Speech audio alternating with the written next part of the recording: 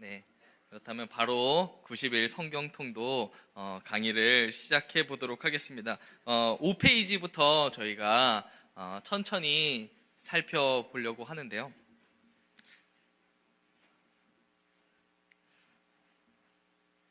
네, 성경이 우리 손에 오기까지 이렇게 이 부분 제가 이렇게 이 강의안을 이 교재를 계속해서 조금씩 이렇게 읽어 나가면서 건너갈 것은 제가 건너갈 거거든요. 그래서 여러분들이 꼭 집에서 따로 읽어 보시면 되겠습니다. 이거는 꼭 강제는 아닙니다만 읽으시면 도움이 되는 이야기들이 많기 때문에 모두 다 다를 수는 없겠지만 여러분들이 이렇게 읽어 가시면서 나가시면 되겠습니다. 네, 하나님께서 성경 저자들을 감동하셨다는 것은 놀라운 신비이고 성경은 우리에게 주신 하나님의 계시입니다. 그래서 우리가 계속 이렇게 밑에 보면은 성경이 왜 66권인가요? 라고 이제 질문을 하고 있죠. 근데 이제 뭐 그럴 분은 안 계실지도 모르겠지만 성경은 한 권이잖아요 라고 이럴 분들은 안 계시겠죠. 네, 성경은 66권으로 이렇게 묶여져 있습니다. 그래서 구약 39권과 신약 27권으로 이렇게 묶여져 있는데 이게 다릅니다. 그래서 이걸 정경하는 과정들을 거쳤는데 이게 카톨릭은 달라요. 카톨릭은 66권이 아니라 몇 권인 줄 아시나요? 73권입니다. 원래는 같았는데 이제 중세 때인가 그분들이 거기다가 몇 가지를 더 추가하셨어요. 그래가지고 거기는 구약이 46권이고 신약이 27권으로 총 73권을 있습니다. 그래서 밑에 보면은 이게 어떻게 해서 구약이 이렇게 정해졌고 신약이 정해졌는지 그게 어떻게 정경화되는 과정들을 가지게 되었는지에 대해서 이 성경이 왜 66권입니까? 라고 하는 부분에 적혀져 있습니다. 그래서 보면은 이제 구약은 얌리아 랍비 회의에서 정해졌다고 이제 써 있죠. 39권이 결정됐다고 이제 나왔습니다. 왜냐면은 성경은 원본이 없습니다. 다 사본이에요. 원본이 있을 수가 없습니다. 다 사본이고 이것을 어떻게 하면서 신학자들이 이제 고고학자들이 발굴하고 찾게 되면 그것을 교차 검증하고 하는 시간들을 거쳐가지고 그것을 계속해서 편집해 나가고 있는 과정 중인 겁니다. 그래서 이때도 이 번역본이 너무나도 많았기 때문에 그것을 이 얌리회의에서 이제 정한 거죠. 그래서 율법서, 선지서, 성문서 순서로 이제 율법서를 토라라고 이야기를 하고 이제 모세오경을 말하게 되는 거죠. 그래서 이제 선지서는 여기 두 번째 줄에 이제 거기는 이제 느빔이라고 하고 그다음에 성문서는 케투빔이라고 합니다. 그래서 TNK 앞자만 따가지고 거기다가 모음을 붙여가지고 그거를 이제 이스라엘 이제 유대인들은 그걸 타낙이라고 부릅니다. 우리는 구약 성경이라고 말하지만 그들은 뭐야 구약 성경 올 테스트먼트라고 하면은 그들은 욕을 해요.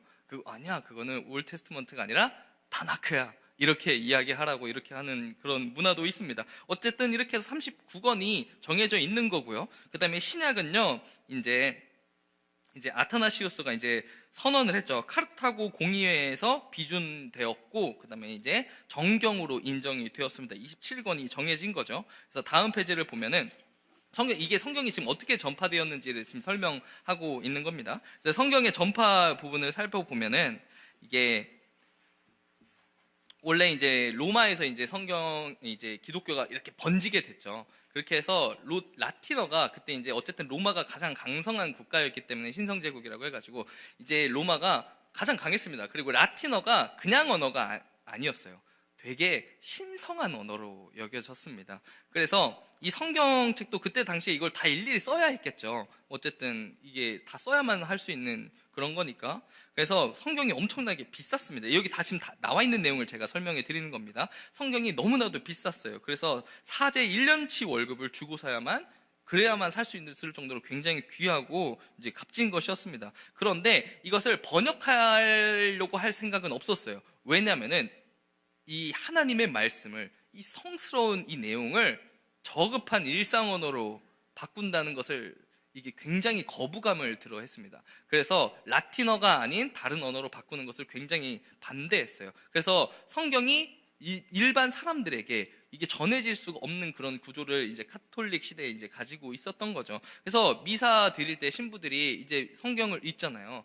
뭐 이제 라틴어로 읽습니다. 되게 엄중하게 막 연기 이렇게 흩날리면서 이제 미사를 드릴 때 라틴어로 이제 성경을 읽는데 뭐 똑똑하신 분들은 뭐 이해하면서 하시겠지만 이해 안 하시고 읽는 사람들도 되게 많다고 합니다. 어쨌든 그게 내용이 굉장히 어렵기 때문에 이게 하게 되는데 이제 굉장히 중요한 내용이 세 번째 단락에 나오게 돼요. 1517년에 너무나도 중요한 일이 일어나게 되죠. 이제 종교 개혁이 이제 출발점이 일어나게 됩니다. 어떤 일들이 있었냐면은 이제 성 베드로 성당을 신축을 해야 되는데 이제 카톨릭에서 성 베드로 성당을 신축해야 되는데 여기 돈이 너무 많이 들어가는 거예요. 그래서 이 신건축 자금을 얻기 위해서 뭘 판매하게 되는지 여러분들 다 아시나요?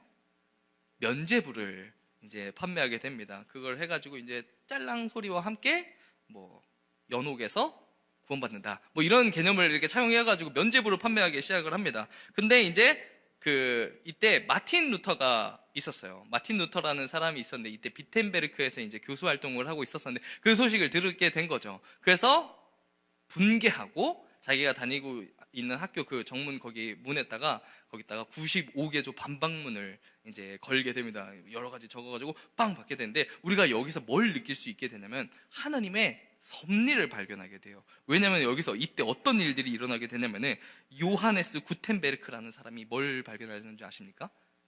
인쇄술을 이때 개발하게 됩니다. 그래서 마틴 루터가 그 소식을 듣고 막 그 95개조 팡 썼을 때 그 요하네스 비텐베르크라는 사람이 인쇄술을 개발했으니까 이게 그 기술이 발전이 됐으니까 그게 독일어를 사용하는 모든 나라에 순식간에 보급이 됩니다.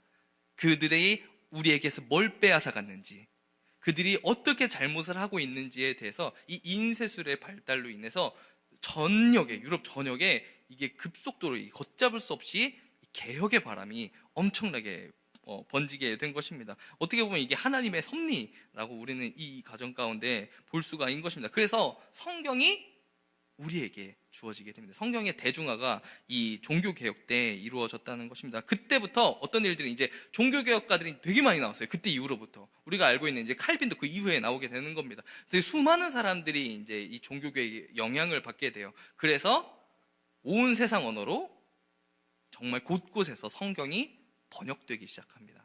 그게 우리에게 이렇게 성경이 우리가 볼 수가 있게 된 그런 이유가 된 것이죠. 그리고 한 가지 좀 재미있는 이야기를 더 말씀드리자면은 어떤 이야기가 있냐면 우리도 복음이 그냥 갑자기 하늘에서 뚝 떨어진 게 아니죠. 우리도 선교사님들이 복음을 전했기 때문에 우리도 복음을 알고 있는 것입니다. 그래서 선교사님들이 이제 140년 전에 이제 우리나라에 들어와가지고 우리나라에 선교를 전하셨는데 근데 놀라운 건 우리나라는 선교사님이 들어오기 전에 성경이 먼저 들어온 나라입니다. 너무 신기하죠? 선교사님이 와서 복음을 전한 게 먼저가 아니라 선교사님보다 먼저 복음이 먼저 이 땅에 들어와 있었어요. 성경이 먼저 유입된 나라입니다. 왜냐하면 언더우드와 선교사가 언더우드 선교사 장로교 선교사죠. 그리고 아펜젤러 선교사 이제 감리교 선교사인데 그분들이 입국한 거의 최초의 선교사예요. 입국한 기점을 따라서 이제 한국 선교 역사 140년을 기념하고 그러거든요. 근데 그분들이 그 고국에 첫 선교 편지를 보낼 때 거기에 그런 내용이 쓰여 있다고 합니다. 이 나라에 복음이 이미 들어와 있었다. 성경이 이미 들어와 있었다라는 편지를 쓰게 됩니다. 왜냐하면 여기서도 우리는 하나님의 섭리를 발견하게 돼요. 제가 명확하게 기억이 나지 않습니다. 제가 어떻게 똑똑한 학생은 아니었어가지고 어쨌든 학교에서 이제 역사서 시간에 이제 교회사 때 다 배웠던 건데 그럼 몇 가지 이제 소개를 하자면 이제 토마스 선교사가 있어요. 토마스 선교사가 이제 중국에서 이제 파송을 해가지고 있었는데 거기서 이제 상인들을 통해서 소식을 접하게 된 거예요. 저기 동쪽에 되게 조그만 나라가 있는데 그 나라 이름이 조선이다. 근데 거기가 뭐 진짜 미개하고 뭐 아무것도 모르고 뭐 그런 애들이다. 이렇게 했는데 그 소식을 듣고 거기에 불길이 솟는 거죠. 그래서 거기 있는 사람들과 같이 그 성경을 번역합니다. 그렇게 해가지고 한국에 들어갈 수 있는, 그러니까 조선에 들어갈 수 있는 방법을 열심히 찾아내요. 그런데 그 배편을 다 못 찾았어요. 못 찾으니까 어떻게 하게 됐냐면은 프랑스 배편을 놓치고 제너럴 셔머노라고 들어보셨나요? 여러분들 다 옛날에 배우셨죠? 그래서 제너럴 셔머노라는 그 상선에 타게 돼서 들어가게 되는데 거기에 통역관으로 들어가게 돼요. 그래서 대동강을 거슬러서 이제 안에 이렇게 들어가게 되는데 그때 당시 어떤 사건이 있었냐면은 병인박해가 있었어요. 병인박해가 있었어가지고 이게 그 관군들이 물론 상선이었어가지고 무장은 가능했었습니다. 그런데 이 관군들이 어떻게 생각하면 되게 민감한 상황이 있는 거잖아요. 그래서 프랑스가 복수하러 왔나 보다라는 생각을 해가지고 굉장히 민감한 상황이어가지고 결국 무력전이 일어나게 됩니다. 그래서 막 열심히 막 서로 항전은, 사실 복음으로 전하러 온 배였다면 그렇게까지는 하지 않았을 수도 있을 텐데, 그 배는 그 토마스 선교사가 산 배가 아니라 토마스 선교사가 그냥 들어간 배입니다. 상선이에요. 그래서 막 그런 무력 충돌이 일어나게 되고 결국 그 배가 그 대동강물이 빠지면서 암초에 걸려서 좌초하게 되고 거기서 사람들이 다 빠져서 무트로 나오게 되지만 어떻게 됐겠어요? 다 그 자리에서 바로 다 죽게 됩니다. 근데 토마스 선교사가 그때 내릴 때 성경책을 들고 내렸어요. 그리고 그거를 누군가에 던졌습니다. 근데 그거를 누군가가 주워요. 그 성경을 주워가지고 집에 가지고 오게 되는데, 그게 종이가 좋잖아요. 그래서 종이를 어떻게 하냐면은 벽에 다 벽지로 붙입니다. 들어보셨죠? 그래서 벽에 벽지로 다 붙이게 되고, 근데 심지어 어떤 문건에 보니까 그 집이 어떤 집이었냐면은 그 여관이었다고 합니다. 어떤 기록에 보니까. 그래서 수많은 사람들이 왔다 갔다 하면서 밤에 뭐 하겠어요? 그 호롱불 들고 이건 뭐지 하면서 보게 돼. 그렇게 해서 복음이 우리나라 땅에 정말 의도치 않게 자연스럽게 복음이 막 흘러가게 되었습니다. 이게 우린 이 가운데서 하나님의 섭리를 느낄 수가 있는 것이죠. 그리고 또 어떤 이야기가 있냐면은 이수정이라는 선교사가 있습니다. 사람이 있는데, 이 사람이 일본의 그 선진 농업을 배우려고 일본에 건너갔어요. 건너갔는데 거기서 우찌무라 간조라는 사람을 만나서 예수님을 만나게 되고 일본에서 마가복음을 자력으로 번역합니다. 왜냐면 일본은 우리나라보다, 조선보다 100년 먼저 그게 들어갔기 때문에 그 복음이, 그래서 거기서 마가복음을 번역을 하게 되는데, 거기서 또 누굴 만나냐면은 아까 말했던 언더우드를 거기서 만납니다. 사실 거기서 우연히 만난 게 아니라 이수정이 거기서 편지를 써요. 미국에 우리도 보내달라 해서 언더우드가 온 거예요. 그리고 그 언더우드가 성경을 가지고 조선에 들어오게 돼서 그곳에서 선교 활동을 시작하게 된 겁니다. 보면은 이런 내용, 결국에 이게 뭐냐면은 어떤 의미를 가지고 있는 거냐면은, 언더우드 선교사가 조선에 들어가는데요. 조선에 들어가면서 조선 사람인 이수정이 번역 출판한 우리말 성경책을 가지고 조선에 들어간 겁니다. 선교를 하러 가는 거긴 한데 자기가 번역한 것도 아니고 조선 사람이 번역한 성경을 가지고 조선에 들어가. 이게 저는 굉장히 주는 의미가 크다고 생각합니다. 우리나라 사람들에 대한 우리나라 사람들이 이 말씀에 대한 어떤 집착적인 열정, 여기서 저는 그것을 볼 수가 있다고 생각을 하는데, 또 어떤 이야기가 있냐면 이렇게 말씀에 각별한 열정 그리고 사랑을 가지고 있는 나라가 우리나라라는 건데, 또 어떤 이야기가 있냐면 여러분이 익히 아는 평양 대부흥 있죠. 그 복음이 들어오고 난 뒤에 평양 대부흥이 있었잖아요. 그게 다른 때 그냥 갑자기 일어난 게 아니라 말씀을 읽다가 일어난 겁니다. 말씀 사경회 때 일어난 사건이에요. 막 사람들이 막 성경을 알고 싶다, 나도 복음에 대해서 알고 싶다, 막 시골에서 뭐 도시락 들고 먹을 것도 십시일반 해가지고 진짜 먹을 것도 없는데 다 같이 모여가지고 서로 먹여주고 하면서 다른 걸 하려고 모인 게 아니라 말씀을 배우고 싶어서, 말씀을 읽고 싶어서 그곳에 모였는데, 말씀을 읽는 가운데 회개 역사가 일어나게 된 거죠. 왜냐하면 말씀을 통해서 우리의 모습을 살펴보게 되니까. 그 일들을 통해서 평양 대부흥이 조선에 엄청나게 바람을 불게 된 것입니다. 이 말씀을 향한 어떤 집착적인 열정과 그 사랑, 저는 그것을 하나님께서 기쁘게 받으셨다고 생각을 합니다. 그래서 선교지였잖아요, 우리나라가. 이제는 선교사를 보내는 나라가 되었습니다. 그 축복이 뭐 다른 여러 가지가 이유가 있겠지만, 저는 이 말씀을 향한 특별한 어떤 사랑에서 하나님께서 우리나라에게 복을 더해 주신 것이 아닐까 생각이 듭니다. 바라기는 우리도요, 이 말씀을 사모함으로 하나님이 주시는 복을 누리는 이 90일 전체 시간이 되기를 소망합니다. 제가 시간이 없기 때문에 이제는 빨리 넘어가도록 하겠습니다. 7페이지는 여러분들 제가 나중에 기회가 돼서 다시 설명할 수 있을 때 다시 한번 설명드리도록 하겠고요. 바로 1주차 강의 시작하도록 하겠습니다. 8페이지인데요. 자, 여러분들이 보면은 그 빈칸들이 보일 거예요. 오늘 빠르게 빈칸들을 채워 나아가면서 강의를 듣는다 생각해 주시면 되겠습니다. 1주차는 창세기부터 출애굽기 29장까지 총 79장을 읽게 되는 분량입니다. 그래서 창세기 보면은 예수 그리스도는, 여러분 여기다 필기를 해주시면 됩니다. 앞에 초록색 글씨대로 적어주시면 돼요. 생명의 호흡이다 라고 적어주시면 되겠습니다. 이 책을 편집하신 분이 이 책에 어떤 이 블랭크들을 어쨌든 흐름을 다 만들어내야 되는데 어떤 책을 봤는데 그 자료를 봤는데 너무나도 좋은 자료를 발견하게 된 거죠. 그게 어떤 내용이냐면은 66권 각 책마다 그 책이 담고 있는 어떤 주제와 예수님의 성품 모습이 이렇게 나타나 있다는 거죠. 그래서 예수 그리스도를 이렇게 보면서 이 성경 66권을 바라보는 그런 자료가 있어서 그것을 아예 그대로 여기다가 다 적어 놓았다고 합니다. 그래서 우리는 그거를 필기해 나아가면서 할 거예요.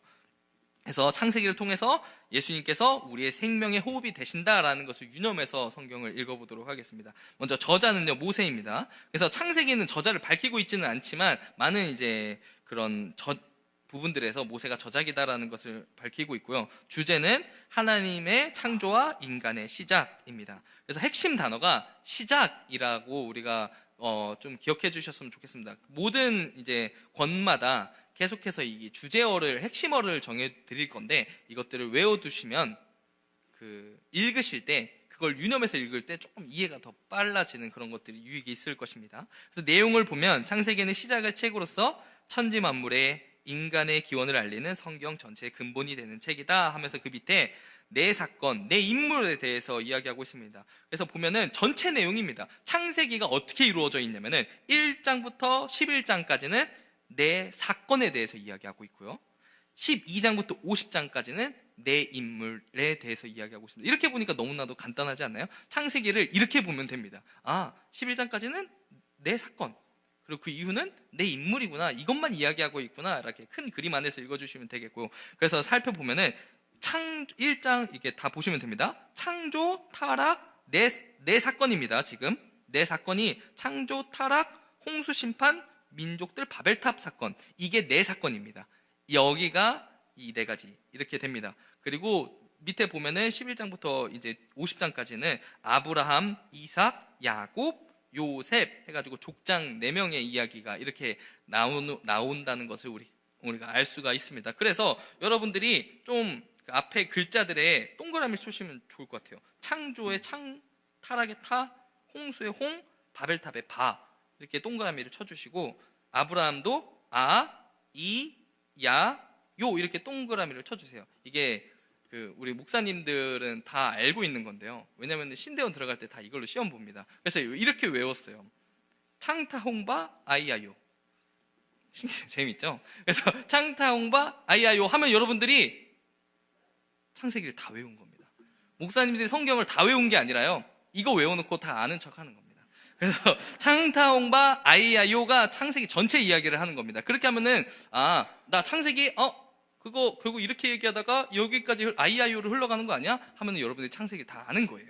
그래서 특징은 천지창조, 야곱 후손의 애굽 이주에 이르기까지 긴 역사를 다루고 있고요. 모든 존재의 기원을 밝히고, 여러분들이 나중에 한 번 더 읽으세요. 집중해서. 제가 빠르게 지나가겠습니다. 3번 구속사의 시작을 알리는데 그 기록 목적이 있다. 아까 전에 얘기했던 것처럼 예수 그리스도 생명의 호흡이라고 했던 것처럼 모든 책에서는 어쨌든 예수님의 흔적을 찾을 수가 있어요. 근데 여기는 이제 시작의 책이잖아요. 그래서 여기서 우리가 발견할 수 있는 게 원시복음이라고 하는 겁니다. 우리는 여기서 예수님의 어떤 그 흔적을 발견할 수가 있어요. 구원 계획에 3장에 나오는데 구원 계획에 대한 어떤 암시가 나오고 있는 것을 발견할 수가 있습니다. 그래서 여러분들 읽어가면서 한 창세기 3장쯤 오면 여기서 도대체 왜 예수 그리스도 이야기를 하고 있다는 거지? 그거를 또 생각해 보면서 읽으면 재미있을 것 같습니다. 1일로 넘어가겠습니다. 1장부터 13장까지 내용이고, 이 1, 2장에 해당되는 블랭크를 여러분 창조라고 적어주시면 되겠습니다. 그리고 그 밑에 그 창세기 1장 1절이 적혀져 있는데, 우리 앞에 그 PPT 보면서 우리 함께 읽어보도록 하겠습니다. 시작! 태초에 하나님께서 하늘과 땅을 창조하셨습니다. 이제 쉬운 성경인데 어떤 이제 신학자가 이런 얘기를 했다고 합니다. 하나님의 말씀의 첫 시작은 선언으로 시작한다. 그쵸? 보면은 선포입니다.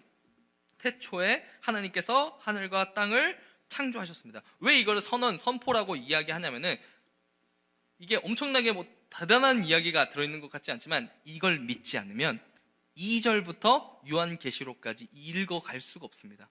믿음을 요구하는 첫 절이에요.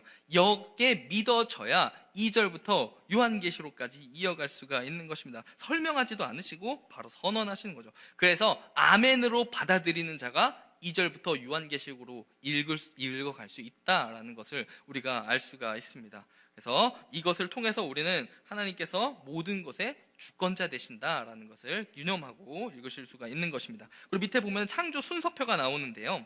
이거는 첫째 날, 둘째 날, 셋째 날 이렇게 다 나와 있지만 이게 어떻게 되냐면은 첫째 날, 둘째 날, 셋째 날은 배경이라고 생각하면 됩니다.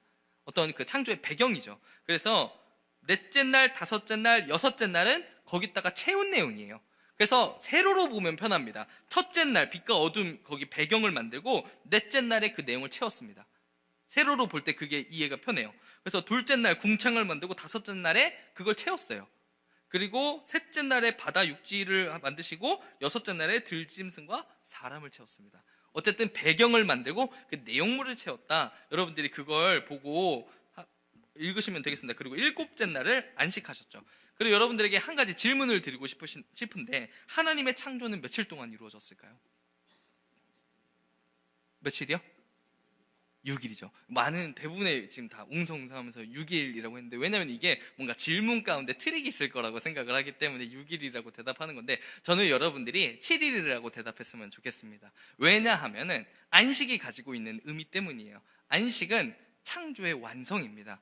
왜냐하면은 하나님께서 6일 동안 열심히 세상을 창조하셨어요. 힘드셨을까요? 힘드셔가지고 와 너무 힘들어 좀 쉬어야겠어 해가지고 안식하셨을까요? 아닙니다. 안식까지가 하나님의 창조인 겁니다. 하나님께서는 모든 것이 완벽한 그 상태를 우리에게 보여주셨고 세상의 창조 질서를 우리에게 보여주시고 시범적으로 보여주시고 우리에게 그 안에 거할 수 있도록 우리를 인도해 주신 것입니다. 그래서 안식은 창조가 아니다가 아니라 안식까지 창조다, 이 개념을 알고 지나가면 더 좋을 것 같습니다. 그리고 넘어가면요 3장 5장 여기가 타락이라고 적어주시면 되겠습니다. 이제 타락의 진행은 먼저 유혹이 오고 결과가 나타나고 그 다음에 유혹은 믿음의 약화에서 온다라고 적혀 있는데 이게 보면은 그 다음 문단을 보면 창세기 3장 6절에 세 가지 유혹을 요한일서 2장 16절에서 말하는 이렇게 하면서 세 가지 유혹이 나옵니다. 육신의 정욕, 안목의 정욕, 이생의 자랑이라고 이렇게 나오는데 이게 보면은 죄의 출발지입니다. 이게 잘 생각해 보면은 죄는 다 이것과 연관되어 있어요. 자기 중심성이 죄잖아요. 하나님이 아니라 나 중심으로 생각하는 게 결국에 죄인데 이 죄가 결국 이 세 가지에서부터 다 시작이 됩니다. 근데 이 세 가지가 이 죄의 유혹이 찾아오는 게 우리에게서만 찾아오는 것이 아니라 누구도 받으셨냐면 예수님도 똑같이 받으셨습니다. 그래서 그 밑에 표에 보면은 이게 에덴에서의 시험을 보면은 먹음직스럽고 보기에도 아름다웠고 지혜롭게 해줄 것처럼 보였다라고 말하는 게 육신의 정욕, 안목의 정욕, 이생의 자랑인데 그 옆에 보면 예수님도 똑같이 받으셨습니다. 예수님도 똑같이 그 시험을 받으셨는데 예수님은 승리하셨죠. 예수님은 근데 어떻게 승리하시는지 혹시 아시는 분 계십니까? 맞아요. 예수님이 다른 방법으로 이기신 게 아니라 말씀으로 이기셨어요. 신명기 말씀을 인용하시면서 이기셨습니다. 왜냐하면 신명기가 강조하고 있는 게 뭐냐면은 하나님의 사랑, 율법의 중요성, 순종을 강조하고 있기 때문에 그 말씀을 인용하시면서 이겨내신 것입니다. 그래서 여러분들에게도 도전 드리고 싶어요. 여러분들 삶에 여러 가지 유혹들이 찾아올 수 있고 어려움도 찾아올 수 있겠지만 여러분은 다른 그 어떤 방법이 아니라 말씀으로 승리하기를 원합니다. 이 부분들을 읽으면서 여러분들이 그렇게 은혜에 누리셨으면 좋겠습니다. 그래서 쭉쭉 넘어가고요. 두 번째 단락, 그 다음 단락 여러분 꼭 읽어보시고 그 다음에 타락의 결과라고 적어주시면 좋을 것 같습니다. 그리고 그 내용은 꼭 여러분들이 읽어주시면 좋겠습니다. 그리고 넘어가면 6장 10장 이제 그 부분은 홍수를 통한 심판이라고 적어주시면 되겠습니다. 그래서 하나님은 홍수 심판과 구원의 방주를 통해서 죄에 대해서 심판하시지만 은혜로 구원하시는 분이십니다. 이 사건을 통해 우리는 온 인류에게 하나님의 심판이 임할 때 구원받는 방법은 구원의 방주이신 예수 그리스도 안에 있는 것을 기억해야 합니다 라고 이제 써 있습니다. 근데 여기서 좀 재미있는 부분들을 좀 이야기 말씀드리고 싶은데 이 6장 있잖아요. 여기 보면 6장에서 10장으로 되어 있잖아요. 근데 여기 앞장이 이제 5장이겠죠. 이 5장에 어떤 신학자 어쨌든 되게 명확하게 밝혀진 그런 내용은 아닌데 어쨌든 너무 은혜가 됐었던 부분입니다. 그게 뭐냐면은 5장에서 어떤 해석이 있었냐면은 그 어떤 한 신학자가 해석을 했는데 5장에 보면은 5장이 어떤 내용을 다루고 있냐면은 아담부터 노아까지의 그 톨레도트라고 하는 족보를 다루고 있습니다. 족보를 계속 5장은 족보를 이야기하는 장이에요. 그래서 보면은 굉장히 지루하죠, 여러분. 그렇죠? 족보가 재미있을 리가 없죠. 근데 보면은 여기 창세기 5장도 그렇고 마태복음 1장에도 족보가 나오는데 그 족보는 생각보다 짧습니다. 짧아요. 별로 안 돼요. 그런데 이게 역대상의 1장에서부터 역대상에 보면 1장에서부터 9장까지가 족보만 나옵니다. 엄청 여러분들 그 부분들을 읽을 때 벌금 주간할까요? 아무튼 너무 재미가 없을 수 있어요. 굉장히 지루한 내용도 누가 누굴 낳았고가 9장까지 계속 진행이 됩니다. 그런데 여러분들 이 족보를 이렇게 막 열심히 기록하는 게 굉장히 어떻게 보면 이게 하나님 입장에서는 굉장히 리스크인 거라고 생각해 보지 않으셨나요? 왜냐면은 이 말씀이 정확무어하고 틀림이 없다라는 사실을 하기 위해서는 두루뭉실 쓰는 게 조금 더 유리하지 않을까요? 근데 이게 굉장히 자세하고 되게 상세하게 그것을 기술해 놨습니다. 그것이 말하고자 하는 것은 결국 무엇일까요? 이것이 사실이다라는 것을 이야기하고 싶은 것입니다. 그래서 보면은 그리고 이 족보가 그냥 아무 이유 없이 그냥 적혀진 게 아닙니다. 여러분들이 족보를 보다가도 아무리 재미없어도 그 안에 분명히 이유가 있다. 이것을 생각하셔야 되는데 보면은 여러분들에게 퀴즈를 한번 내보도록 하겠습니다.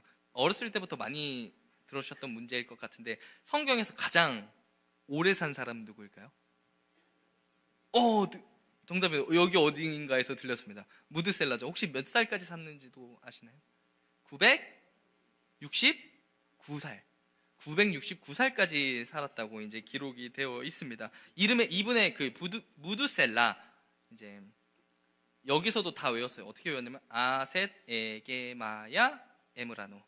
아셋 에게마야 에므라노 하면서 이렇게 사투리 하는 것처럼 되게 이렇게 외웠었던 기억이 나는데 여기서 에무 할 때 그 무가 이제 무드셀라인데 이 사람의 이름이 뭐냐면은 창을 든 사람입니다. 창을 든 사람. 근데 그 이름의 뜻이 어떻게 해서 그 더 큰 의미를 가지게 되냐면은 이 사람이 죽으면 심판한다라는 의미를 가지고 있다고 합니다. 이 창을 던지겠다는 거죠. 그래서 이 사람이 죽으면은 심판하겠다라는 이름을 가지고 있는 것입니다. 왜냐하면은 당시 그 말씀에 다 써 있습니다. 그 부분에 5장에 그 6장 그 부분에 6장에 써 있어요. 뭐라고 써 있냐면은 당시에 사람의 죄악이 가득했다. 그래서 생각과 행동이 항상 악했다라고 성경이 이야기하고 있습니다. 그러니까 하나님께서 이름으로 경고하시는 거죠. 그래서 너무 악하니까 무드셀라를 보내시면서 무드셀라 너네 얘가 죽으면 너네 다 죽어. 너네 심판받을 거야 라고 이렇게 경고를 하신 거죠. 근데 아이러니하게도 그가 가장 오래 산 사람이 됐죠. 가장 오래 살았습니다. 그리고 그가 가장 오래 살다 보니까 사람들이 그의 이름의 뜻을 잊어버렸을 수도 있어요. 왜냐하면 무드셀라, 우와 하나님이 얘가 죽으면 심판하신대 하면서 다들 어쨌든 걱정하는 마음이 있었을 거예요. 독감 유행하잖아요. 무드셀라가 독감 걸리면 어머 어떡해, 무드셀라 죽으면 어떡해, 막 염려하지 않았을까요? 막 30살에 싸우다가 다치거나 막 이런 일들이 있을 때 무드셀라 죽으면 안 돼요 하다가 100살 사네 200살 사네 하다 보면 잊혀버리지 않았을까요? 하면서 그들은 계속해서 이제 악하게 사는 것입니다. 그런데 놀라운 사실이 여기서 나타나는 게 뭐냐면은 5장 족보에 보면은 무드셀라가 아세르게마야 에므라 누굴 낳냐면은 라멕을 낳습니다. 라멕을 낳는데 187세에 낳아요. 자, 여러분 계산을 좀 해주셔야 됩니다. 187세에 낳습니다. 자, 근데 라멕이 182세에 누굴 낳냐면 에므라노 해가지고 노아를 낳아요. 노아. 근데 그렇게 하면 지금 무드셀라가 몇 살이죠? 369살입니다. 여러분들이 많이 착각하시는 부분들이 왜냐면 텍스트를 읽다 보니까 어려운 부분들이 뭐냐면은 누가 죽고 누가 태어난 줄 알겠지만 아닙니다. 그냥 다 같이 사는 거예요. 왜냐면 오래 살기 때문에 다 같이 사는 건데, 근데 이제 369살입니다. 근데 성경 9장 마지막 절에 뭐라고 나와 있냐면 제가 성경책에 9장 창세기 9장을 제가 빠르게 펴보겠습니다. 28절 29절에 이렇게 나와 있어요. 홍수 후에 노아가 350년을 살았고 그의 나이가 950세가 되어 죽었더라 라고 말하고 있습니다. 950세가 되어서 죽었습니다. 그러면은 350년을 홍수 후에 살았으니까 350년을 빼면 노아가 600살 때 홍수가 났다는 것을 알 수가 있죠. 그러면은 600 더하기 369 하면 얼마가 되죠? 969가 되죠. 그러면은 무드셀라가 언제 죽었죠? 969살에 죽었습니다. 뭐냐면은 이것이 의미하는 바가 뭐냐면은 무드셀라가 죽고 뭐가 일어난 거죠? 노아 홍수가 일어난 겁니다. 노아 홍수가 그때 일어나게 된 겁니다. 이것을 통해서 우리가 알 수 있게 되는 것은 뭐냐면은 하나님은 반드시 약속을 이루신다. 하나님의 말씀은 반드시 이루어진다는 것을 우리가 이 말씀을 통해서 알 수가 있는 것입니다. 그냥 뭐 족보 그냥 써 있는 게 아무 의미가 없는 게 아니에요. 그 안에는 하나님의 어떤 계획과 뜻과 섭리가 다 담겨져 있다는 것을 우리는 볼 수가 있어야 하는 것입니다. 그래서 우리가 일상에서도 마찬가지입니다. 우리는 계속 하나님의 약속을 잊어버리고 놓치고 우리는 그것을 잊은 채 없는 듯이 살아가겠지만 우리는 그것을 붙잡아야만 합니다. 하나님의 약속은, 그리고 하나님의 말씀은 반드시 우리의 삶 가운데 이루어집니다. 그리고 우리가 이것을 통해서 또 어떤 것을 알 수가 있게 되냐면은 하나님의 인내가 끝이 없다는 것입니다. 성경에서 이렇게 말했습니다. 당시의 사람의 죄악이 가득했고 생각과 행동이 항상 악하다라고 성경에서 이야기하고 있습니다. 그 부분 나중에 읽으실 건데, 그런데 그래서 이름으로 하나님께서 경고하셨죠. 무드셀라 하면서 경고하셨는데 그가 몇 살까지 살았어요? 969살까지 산 겁니다. 하나님께서 너희들 내가 심판할 거야 하면서 경고한 무드셀라 이름을 통해서 경고했는데 그가 아이러니하게 세상에서 가장 오래 산 사람이 되었다는 것입니다. 우리는 그것을 통해서 하나님께서 우리를 얼마나 사랑하시는지, 우리에게 얼마나 인내하시는지 그 사랑을 느낄 수가 있다는 것입니다. 큰일이네요. 지금 1일차 안 끝났거든요. 지금 52분입니다. 제가 몇 분을 오버하게 될지 모르겠지만 최대한 빨리빨리 지나가겠습니다. 따라와 주세요. 자, 11장은 바벨탑 이라고 적어주시면 되겠습니다. 그래서 그 의미가 우리가 11장을 읽을 때 여러분들이 읽으시고 인간이 자기중심성을 가지고 살아가는구나. 지금 현대 세대에서도 마찬가지입니다. 포스트 모더니즘이나 다원주의 같은 그런 것들 다 말하는 것입니다. 그것을 염두에 두고 읽으시면 좋고요. 그 다음에 아브라함을 부르신 그 12장에서 여러분들이 그 하나님의 나라를 이루기 위해서 그 부분 있죠. 그 화살표 있는 부분, 거기다가 거룩함을 위한 떠남의 영성이라고 적어주시면 좋을 것 같습니다. 앞에 적혀 있어요. 지금 뜰 겁니다. 거룩함을 위한 떠남의 영성이라고 빠르게 적어주시면 좋겠습니다. 그리고 그 뒷내용을 읽어보면 하나님께서 이제 타락한 환경으로부터 우리를 구별하시는 것, 우리를 지키시는 것입니다. 그래서 순종하는 법, 하나님을 의지하는 법을 가르치는 것. 그래서 이렇게 적으시면 됩니다. 거룩함을 위한 떠남의 영성이라고만 적어주시면 됩니다. 잘 안 보이는군요. 거룩함을 위한 떠남의 영성, 그 부분을 적어주시고, 그래서 성경 거기 많은 부분에 소명장이 있는데 거기서 부르심에 대한 이야기 곳곳에 적혀 있고 앞으로 우리가 살펴볼 것이다 라는 것을 알 수가 있습니다. 2일차로 넘어가도록 하겠습니다. 창세기 14에서 26장에 해당되는 부분인데 모세오경의 의미를 담은 이제 지도가 있는데, 자, 지도 한번 보여주시겠어요? 네, 여기 보시면은 창세기 있죠. 창세기가 활동되는 그 지역이 저쪽입니다. 그 메소포타미아 문명 위쪽, 그러니까 유프라테스 강 그 위쪽으로 해서 거기서 진행이 되다가 애굽 쪽으로 쭉 오면서 어떤 이야기가 펼쳐지죠? 출애굽 이야기가 시작이 됩니다. 여기 이집트 쪽에서 출애굽 이야기가 그냥 여러분들이 가시적으로 보면은 도움이 될까 해서 이렇게 첨부되어 있는 거고요. 그래서 그 내용이 레위기로 넘어갈 때는 이게 지역적으로 보면 여러분들이 나중에 이해할 때 되게 편해요. 그래서 레위기로 넘어갈 때 어디로 가게 되냐면 저기 사이나이 반도, 그러니까 시내산 그 밑에 있는 시내산 그쪽으로 해가지고 이야기가 진행이 되는데, 여기 창세기 출애굽기에는 시간의 흐름이 있어요. 시간이 계속 흘러갑니다. 어쨌든 내러티브가 있는데, 근데 여기 레위기에서는 흐름이 멈춥니다. 정체되어 있어요. 왜냐면은 머물러 있기 때문이에요. 여기서는 계속 머물러 있기 때문에 어떤 흐름이 그 정체되어 있어요. 시간은 흐르지만 이동은 하지 않는다. 그리고 이제 넘어가면서 올라가면서 민수기로 넘어가면 조금씩 올라가죠. 거기서 가데스 바네아에서 12정탐꾼을 보내고 멈췄다가 그곳에서 다시 38년을 빙글빙글 돕니다. 자, 거기서 이제 신명기로 넘어가면은 신명기 쪽 있죠. 요단 동편 모압 평지에 이 사람들이 모여요. 근데 여기서도 시간은 흐르지만 이동은 하지는 않습니다. 여기서 정체되어 있어요. 그래서 우리가 알 수 있는 것은 모세오경 중에서 레위기와 신명기는 정체되어 있다. 그러니까 흐르지 않는다라는 것을 기억해 주시면 됩니다. 그래서 거기에 더해서 신명기는 이따가 한 번 더 살펴볼 건데 출애굽기, 레위기, 민수기. 뭐라고요? 신명기는 출애굽기, 레위기, 민수기의 복습입니다. 같은 내용을 이야기하고 있어요.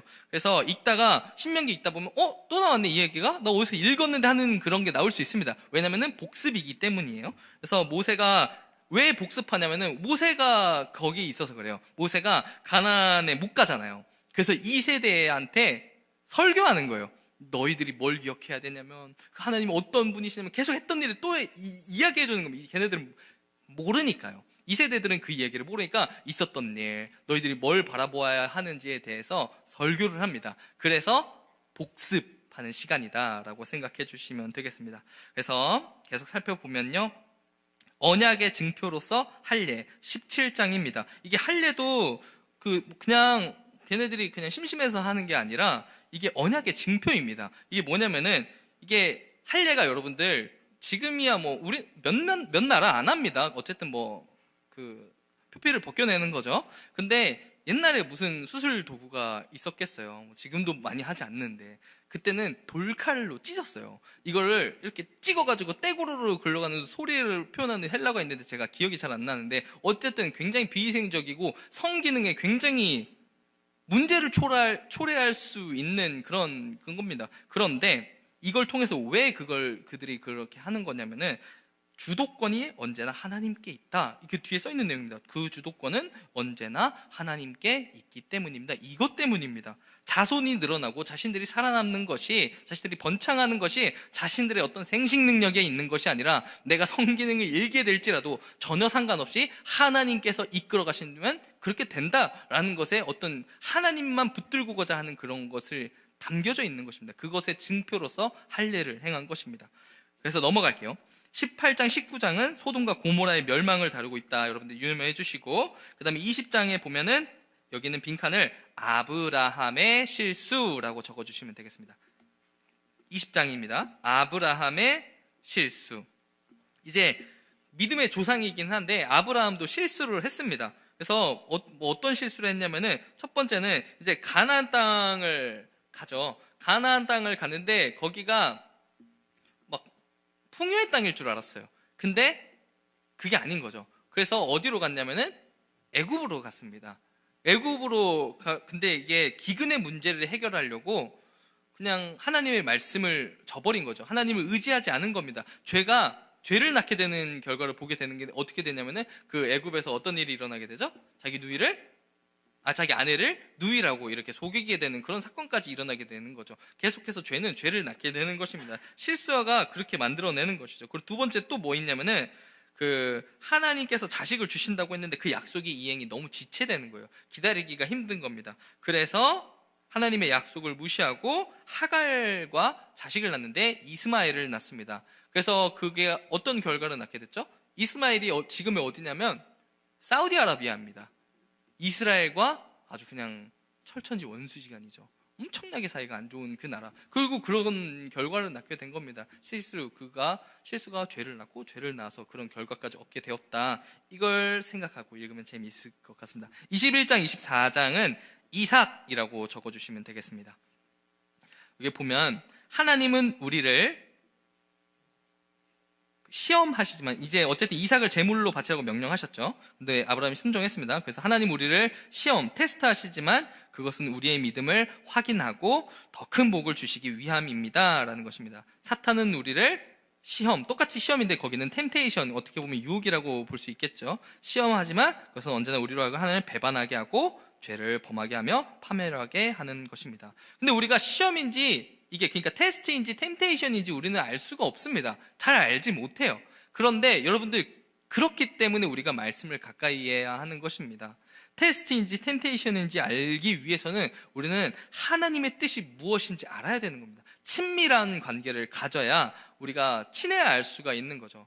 제가 프로 목사님이 풀 싫어한다는 걸 제가 어떻게 알겠습니까? 친하기 때문에 알게 되는 것입니다. 그래서 친밀함 가운데 그분의 뜻을 늘 아는 저와 여러분이 되기를 마음 다해 축복합니다. 25장 36장은 야곱이라고 적어주시기 바랍니다. 야곱이 창세기에서 제일 길게 전반적으로 나오는 사람입니다. 그래서 36장까지만 주인공인 거지 그 뒤로 안 나오는 게 아니라 49장까지 계속 나와요. 그래서 계속 나온다는 거 알고 계셔주면 될 것 같고, 청년기, 장년기 사이에, 여러분 이 표를 나중에 꼭 읽어주시고요. 그 청년기, 장년기 사이에 그 이름이 한번 바뀌죠. 그 야곱의 이름이 바뀌는데 이스라엘로 이름이 바뀝니다. 거기에 그렇게 적어주시고 여러분들이 이걸 이때 바뀌는구나 하고 생각하면서 읽어주시면 읽을 때 도움이 될 것 같습니다. 자, 그리고 쭉 넘어가고요. 3, 4, 1 부분입니다. 거기서 37장, 50장 부분을 요셉과 형제들이라고 적어주시면 될 것 같습니다. 그래서 요셉이 구약에서는 예수님을 상징하는 인물입니다. 그래서 요셉의 인생은 늘 고난이 함께했어요. 그런데도 그런 가운데서도 그는 경건을 사모했고 그 다음에 거룩을 사모했습니다. 그래서 어떤 결과를 맞이하게 됐죠? 요셉을 통해서 그들의 가족이 구원을 받고 그 가족이 결국 민족이 되는 그 은혜를 누리게 됩니다. 근데 마찬가지예요. 예수님이 인류를 위해서 희생하신 것처럼 가족과 이제 요셉은 가족과 민족을 위해서 희생하신 거죠. 그게 표상이 되는 겁니다. 그래서 우리가 요셉을 보면서 또 예수님을 떠올릴 수 있다, 이것을 생각하고 읽으시면 되겠습니다. 넘어가겠습니다. 그래서 족장 이 시대를 보면서 우리는 하나님의 섭리를 계속 살펴볼 수가 있습니다. 뭐냐면은 하나님께서 계속해서 이제 이 역사 가운데 철저하게 개입하시는 것을 느낄 수가 있어요. 요셉이 왜 거기에 형들한테 그런 말을 했는지, 요셉이 또 왜 그 꿈을 왜 꾸었고, 그리고 거기 왜 빠지게 됐고, 또 하필 간 곳이 그 집이고, 또 하필 감옥에서 만난 사람이 그 사람이고 하는 그런 일들이, 우연히 일어나는 일들이 계속 연속되어집니다. 그래서 우연히 하고 결국에 나중에는 이제 모든 것이 다 회복이 되죠. 그러고 난데 이제 바로에게 좋은 땅을 달라고 할 수도 있었을 거예요. 왜냐면은 거기가 애굽이 그 홍수가 많은 지역이잖아요. 근데 그게 홍수가 나쁜 게 아니라 좋은 거랍니다. 그렇게 해야 농사가 잘 된대요. 그래서 그 사람들은 그 농사를 하는 게 그 이집트 어떤 그 신들 때문에 굉장히 중요한 일입니다. 농업하기를 원해요. 근데 가장 천하게 생각하는 게 목축입니다. 이걸 굉장히 천하게 생각을 하는데, 이 요셉이 굳이 그 땅을 내준다고 했을 때 좋은 데 달라고 안 하고 고센 땅을 달라고 합니다. 근데 거기가 유목하기 딱 좋은 자리예요. 왜냐면은 아무것도 없거든요. 사막입니다. 그냥 풀도 듬성듬성 있고 아무것도 할 수가 없는 자리인데 고센 땅을 달라고 합니다. 왜 거기를 달라고 했는지 아마 정확하게 생각하지는 않았을 거예요. 근데 우리는 거시적인 관점으로 성경을 볼 수가 있죠. 이곳에서 이 유목 생활을 하면서 이들이 겪게 되는 것, 그들이 체득하게 되는 게 뭐예요? 유목 생활입니다. 거기서 번성하게 돼서 그 다음에 출애굽하고 나중에 광야 생활도 하게 되는 그런, 우리는 이해하지 못하지만, 우리는 모든 것을 전체를 다 알지는 못하지만 결국엔 하나님의 섭리가 전부 다 이 안에 분명히 흐르고 있다는 것을 우리가 알 수가 있는 것입니다. 출애굽기입니다. 드디어. 죄송합니다. 자, 출애굽기. 예수 그리스도는 하고 뒤에 6월절 어린 양이라고 적어주시면 되겠습니다. 왜냐면 여기서도 어쨌든 예수의 흔적을 찾을 수가 있는 거예요. 왜냐면은 이제 출애굽기가 이제 초반부터 이제 재앙이 이제 10가지 재앙이라고 하는 그런 일들이 일어나게 되죠. 그래서 마지막이 어떤 재앙이었죠? 장자 재앙이죠. 그래서 죽음을 피할 수 있는 방법이 뭐였나요? 문설주에 어린 양의 피를 바르는 것이었습니다. 그렇게 되면 구원을 얻게 되죠. 다른 어떤 방법이 아니라 어떤 그 패스오버, 6월의 은혜가 일어나게 되는 거죠. 죽음이 건너가게 되는 겁니다. 마찬가지로 예수님께서 어린 양이 되어주셔가지고 우리에게 죽음을 건너가게 해주셨다는 것을 우리가 여기서도 발견할 수가 있게 되는 것입니다. 저자는 똑같이 모세고요. 주제의 구속이고 핵심 단어는 구속입니다. 그래서 내용 여러분들이 살펴보시고, 개요 여기서도 좀 쉽게 살펴볼 수 있는 것은 1장부터 19장까지는 출애굽하는 여정에 대해서 기록한 거고, 그 다음에 19장부터 40장까지는 신의 산에 머물게 되는 과정에 대해서 이야기하고 있다, 이걸 알게 될 수 있습니다. 그래서 특징을 살펴보면 그 맨 마지막만 잠깐 보도록 하겠습니다. 제사장 제도의 확립 등 종교적 어떤 여러 가지 이야기들이 나오는데, 이게 결국 뭘 말하냐면 어렵다예요. 되게 어려운 내용들이 많이 나옵니다. 막 자색실, 홍색실 나오고 막 이런 내용들 나오는데 여러분들 그냥 다 무시하시면 됩니다. 여러분들 이거 찾겠다고 유튜브 찾지 마세요. 그거 찾으면 여러분들 잠 못 잡니다. 읽지도 못해요. 그냥 무시하세요. 어느 순간 막 그런 것들을 찾고 막 검색하고 이게 무슨 뜻이지 알려고 하다가는 여러분들이 유튜브를 보고 있는 여러분들을 보게 될 거예요. 그게 알고리즘에 유혹되지 마시고 그냥 읽으시면 되겠습니다. 자, 그리고 히브리 민족 형성, 여기는 특별하게 어쨌든 250만 명, 이게 나중에 또 설명하겠지만 이게 뭐래죠? 주석 같은데 거길 뭐라 그러죠? 참조, 거기 보면 민수기 60만 명, 전투할 수 있는 민족을 계수했는데 60만 명이 나왔어요. 근데 그게 20세 이상의 남자들만 계수한 겁니다. 그래가지고 다 계산해봤을 때 한 250만 명 얼추 그 정도 됐겠다, 이 내용을 이야기하고 있는 것입니다. 자, 5일차로 넘어가겠습니다. 5일차로 넘어가면은 모세의 생애가 나와요. 그 3장, 6장이 모세의 생애입니다. 그래서 이 1, 2, 3이 나와 있는데 이 1, 2, 3이 40년씩 이제 40년씩 끊어진다고 생각하시면 되겠습니다. 그래서 왕자 모세, 이집트의 왕자로서 모세의 기간이 나와 있고요, 40년. 그 다음에 이번에는 목자 모세, 광야에서 목자로 부름받은 모세의 내용이 나오게 됩니다. 그 이후에 여기 내용도 되게 중요해가지고 여러분들을 쭉쭉 읽으시면 통독하실 때 도움이 될 겁니다. 그리고 세 번째는 선지자 모세, 선지자로 부름받은 모세의 이야기가 나옵니다. 그래서 7장, 11장을 보면 거기는 하나님의 10가지 기적이라고 적어주시기 바랍니다. 왜냐하면 제가 아까 재앙이라고 말했을 때 막 되게 움찔움찔을 했던 게 뭐냐면은 이게 재앙이 애굽 사람들한테나 재앙이지 이스라엘 백성들에게는 기적입니다. 그래서 우리가 뭐 재앙이라고 표현해야 다른 사람들이 알아들을 수 있기 때문에 재앙이라고 표현을 하기도 하지만 우리가 이것의 의미는 기적이라고 생각을 하는 게 더 올바르겠다라고 생각을 해줘 주시면 되겠습니다. 10가지 기적을 통해서 하나님이 이집트의 신들을 막 다 끌어내리는 겁니다. 그래서 보면은 여기 재앙들이 나와 있잖아요. 여러분들 이게 외우기가 어려우면 피게 이파 악독음의 흑장, 이렇게 앞에만 다 잘라서 외우죠. 이거 목사님들 다 알고 있는 겁니다. 피게 이파 악독음의 흑장, 이렇게 외우시면 되겠습니다. 이게 그냥 아무 상관없는 것들이 나온 게 아니라 이때 당시에 이집트에서 되게 성행했던 신들입니다. 이들이 되게 중요시하게 여겼던 그 신들을 전부 다 상징하는 것이 나오고 그것을 다 파헤치는 하나님이 왕 중의 왕이고 신 중에 신이다라는 것을 보여주는 상징적인 사건들입니다. 그래서 이집트의 대표적인 우상들을 다 무찌르는 사건이고요. 그래서 하나님은 이 기적을 통해서 하나님이 하나님이심을 나타내신 것이라는 것을 우리가 염두하고 읽으면 더 재밌을 겁니다. 그래서 12장 넘어가면요, 6월절에 유래 해가지고 이거는 뭐 6월이 절기가 아니라 6월 넘어갔다, 패스오버다, 이렇게 해서 알고 계시면 될 것 같고, 13, 15장은 이집트 탈출이라고 적어주시면 됩니다. 여기서 이제 홍해 갈라지고 하는 내용들이 나타납니다. 그리고 이집트 탈출 여정, 이것도 여러분들이 그 지도를 보면서 보면 이거 되게 재미있어요. 그래서 그냥 앞자만 외우면 되게 재밌습니다. 왜냐면은 자꾸 장면들이 변해요. 어떤 장소들이 변할 때마다 항상 그게 지역명을 말하기 때문에 여러분들이 그걸 염두에 두고 읽으면 지금 여기구나 하면서 재미가 있을 텐데, 이것도 그냥 라수개비, 홍수마엘 이렇게 해서 신르시 외우시면 재밌겠습니다. 그래서 불평하는 이스라엘 백성, 거기서 보면은 되게 백성들이 불평을 많이 해요. 근데 이제 하나님께서 이 출애굽기를 통해서 그들을 어떻게 훈련시켜 나가는가, 이거를 중점으로 읽으면은 출애굽기를 어떻게 읽어야 되는가 우리가 알 수 있을 것입니다. 그리고 넘어갈게요. 6일입니다. 6일은 16, 17장 보면은 불평을 들어주시는 하나님입니다.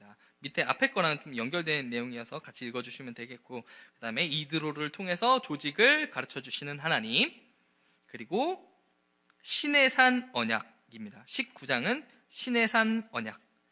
여기는 제가 빈칸이 있기 때문에 제가 읽어드릴게요. 여러분들 잘 따라 적어주시면 되겠습니다. 이스라엘 백성이 어린 양의 피를 뿌려 죽음을 면하고 홍해를 건너며 하늘의 만나와 반석의 생수를 맛본 것처럼 구원은 하나님의 무조건적인 은혜로 주어집니다.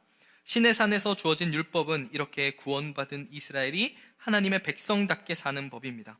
신의 산 언약의 핵심은 내 소유가 되겠고 제사장 나라가 되며 거룩한 백성이 되리라입니다. 혹시 PPT에 나올까요? 내 소유가 되겠고 제사장 나라가 되며 거룩한 백성이 되리라. 다시 한번 마지막으로 불러드리겠습니다. 내 소유가 되겠고 제사장 나라가 되며 거룩한 백성이 되리라. 그래서 계속 읽어가 보면은 하나님이 그 백성들과 쌍방정 계약을 맺지 않습니다. 하나님은 우리와 계약을 하실 때 되게 일방적으로 맺으세요. 일방적으로 맺으시고 그 계약을 이행하면 하나님의 축복은 하나님이 보장한다. 이런 식의 내용들이 많습니다. 그래서 언약은 하나님과의 관계가 회복되고 형성되는 것에 우리가 초점을 맞춰야 한다는 것을 우리가 기억해야 합니다. 언약을 통해서 우리가 관계가 회복되고 언약을 지킴으로써 우리가 복을 받기 위해서 언약을 지키는 것이 아니라 우리가 언약을 지켰더니 하나님과의 관계가 친밀해지는 것입니다. 그래서 내가 그 다른 어떤 것도 사실 상관이 없어지기 때문에 그것이 우리에게 복이라는 것. 그 이후에 뭐 주어진 뭐 땅도 잡고 자손도 얻고 이런 거는 부수적인 거예요. 그게 되게 중요한 것 같지만 물론 중요합니다만 결국에 중요한 것은 하나님과 우리의 관계가 회복이 되었다. 이것이 중요한 것입니다. 그것이 우리에게 복이라는 것을 기억해야 합니다. 그래서 20장은요 10계명이라고 적어주시면 되겠습니다. 그걸 보면 신명기 5장이라고 적혀있죠. 왜냐하면 신명기 5장에서 복습되는 내용이다라는 것입니다. 아까 전에 말했던 것처럼 신명기는 복습하는 거라고 했죠. 정체되어 있고 복습한다. 왜냐하면 모세 설교이기 때문에 이것을 이야기했던 것이 바로 여기입니다. 그래서 10계명이 선 부분이 있고 하나님과의 1에서 4는 하나의 관계를 말하고 5에서 10계명은 사람과의 관계를 말한다 라는 것을 한번 살펴보면 됐고 그 이유 자리 계속 읽어보시면 되겠고요. 그 다음에 성소 준비 24장 31장은 성소 준비입니다. 그래서 여기가 보면은 31장이 넘어가 버리죠. 왜냐면 저희가 1주차가 29장까지인데 그래서 그냥 다루기가 이렇게 한꺼번에 편해가지고 그냥 걸쳐져 있는 거고요. 여러분들이 그냥 알고 계시면 될 것 같습니다. 그래서 이 부분에 가면은 또 어려운 내용들이 많이 나와요. 근데 여러분들 그냥 겁먹지 마시고 그냥 계속해서 쭉쭉 읽어 나가시기 바랍니다. 그래서 읽으실 때 지금 여기 내용들을 먼저 한번 읽으시면은 조금 읽으실 때 참고가 될 거예요. 아, 이런 용어들이 이때 여기서 사용이 되는구나 하는 것들을 아시면 되겠고요. 그 다음에 옆에 보면은 양장에 수놓은 4개의 의미 해가지고 색깔 의미도 그냥 참고하시면 됐습니다. 안 읽어도 됩니다. 중요한 건 이런 게 아니에요. 그냥 참고하시면 됩니다. 그리고 이스라엘 절기 여기는 그냥 필기만 하면 좋은데 왜냐면은 용어의 혼동이 있을 수 있어가지고 적어주시면 좋을 것 같아요. 출애굽기 23장 써있죠. 이스라엘 절기 거기 옆에 거기 출애굽기 23장 위에 무맥수라고 적어주세요. 무맥수. 이스라엘 절기라고 써있는 곳에 보면 출애굽기 23장이 써있는데 그 위에 무맥수라고 적어주시고요. 레위기 23장 위에는 유칠초라고 적어주세요. 그리고 신명기 16장에는 무칠초라고 적어주시면 됩니다. 그러면 3개를 다 적으면은 무맥수, 유칠초, 무칠초 이게 굉장히 다른 말 같지만 다 같은 말입니다. 이게 용어에 어려움이 있을 것 같아가지고 정리를 하는 겁니다. 같은 절기인데 다 다른 표현으로 나오는 거예요. 그래서 무맥수는 무교절, 맥주절, 그 다음에 수장절을 이야기하는 거고 그 다음에 유칠초는 유교절, 칠칠절, 초막절, 무칠절은 무교절, 칠칠절, 초막절 이렇게 3가지 이야기하는 건데 결국 다 같은 말이지만 곳곳에서 다르게 쓰이고 있다. 이거를 생각해 주시면 되겠습니다. 마지막으로 이 도표를 볼 텐데요. 이게 여러분들 책의 마지막 부분에 있습니다. 여기 그 도표랑 지도랑 여러분들에게 다 되게 많이 제공되어 있어요. 이 책 마지막 부분에. 근데 이게 지금 그냥 대충 봤을 땐 어렵게 느껴지겠지만 여러분들이 이거 통독 다 끝나면서 강의 다 끝나고 나중에 볼 때는 아 이게 이거였지 하면서 이렇게 읽을 때 도움이 되지 이런 것들이 있을 것입니다. 이게 어떻게 보면 구약의 역사를 적은 거예요. 구약의 역사를 여러분들이 여기에 적혀 있는 건데 이게 가운데 빨간 선 있는 부분이 있죠. 이 가운데 빨간 선 있는 부분은 그냥 시간의 흐름으로 나열해 놓은 겁니다. 성경의 권을. 그래서 구약의 기본적인 흐름이 이 순서대로 간다라는 것을 알면 되고요. 그래서 보면은 아까 전에 여기 보면 출애굽기 위에 레위기 써 있죠. 아까 전에 말했던 것처럼 이게 같이 가기 때문에 정체되기 때문입니다. 그래서 민수기, 신명기도 같이 그렇게 해서 묶여서 가는 거고요.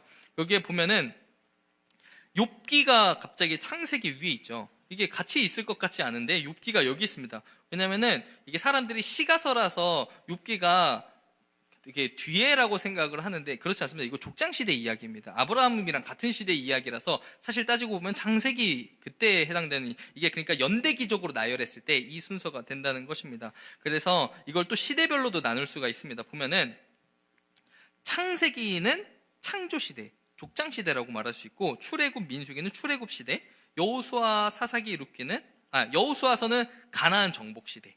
제가 나중에 다시 한번 설명드리겠습니다. 오늘은 빠르게 넘어갈게요. 룻기 사사기는 사사시대, 그리고 사무엘상 사무엘하는 통일 왕국 시대, 그러니까 세 명의 왕의 이야기가 나오겠죠. 그리고 열왕기하 열상 열왕기하는 분열 왕국 시대, 그리고 역대상 역대하는 이게 신명기처럼 이 역사를 다시 말하는 겁니다. 복습, 역사 복습. 여기도 신명기가 거기 앞에 것들 그 복습하는 것처럼 여기도 역대상 역대하는 역사 재설명입니다. 그리고 에스라 에스더는 포로 시대, 느헤미야는 포로 귀환 시대, 이렇게 보면 되겠습니다. 그래서 밑에 보면은 여러 선지자들 나오는데 여러 선지자들이 어떤 시대에 활동하고 있었는지 연대기적으로 이렇게 여러분들이 헷갈릴 때 이랬구나, 얘가 더 먼저구나, 얘가 어떤 시대, 제가 어떤 시대 말해줬잖아요. 이 선지자는 어떤 시대에 활동했구나, 이거를 이렇게 표 하나만 보면 알 수가 있습니다. 이것을 통해서 여러분들이 성경에 어떤 유익을 얻으셨으면 좋겠습니다.